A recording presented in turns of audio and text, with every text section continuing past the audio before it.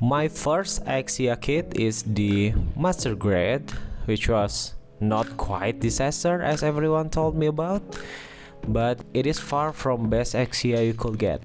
And now, let me introduce you to Robot Exia. For this one is the Trans AM version. Trans AM. Trans. Transam system.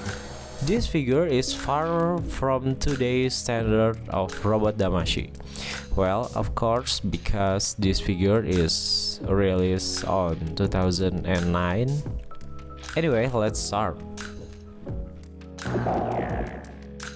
I've had Robot Damashi before, but this particular one had really weird design approach, which confusing either it was a good or bad decision.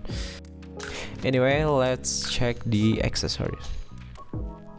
This is just standard Exia armament, but in the bright red color, which include GN sword, GN shield, pair of beam saber, pair of beam dagger, GN long blade, GN short blade.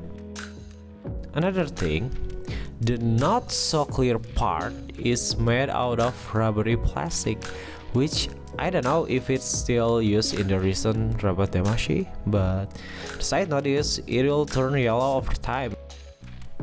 Next, articulation pass. Heads is perfect, ball joint between body and head, and it is basically a chicken neck. Body is ball joint all over again. Inside the torso is hinge and ball joint.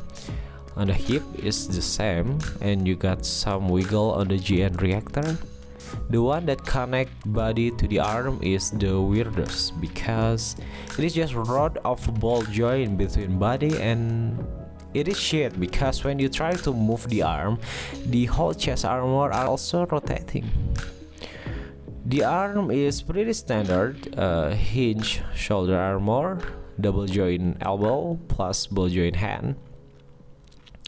Legs is the same, ball joint to the hip, and thanks we could do the split.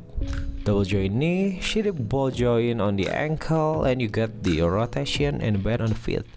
Overall, the articulation is weird, but let's forgive that for the fact this figure is 10 years old.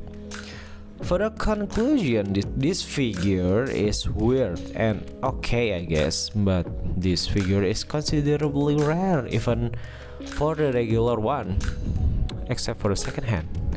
So please reconsider to buying this figure. Anyway, thank you so much for coming, enjoy the post, and bye.